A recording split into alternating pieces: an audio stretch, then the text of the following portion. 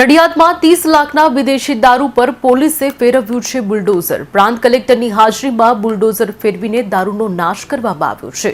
પોલીસે 15,969 વિદેશી દારૂની બોટલો જપ્ત કરી હતી। કોર્ટના ઓર્ડર મુજબ નાશ કરવાની કાર્યવાહી હાથ ધરાઈ છે।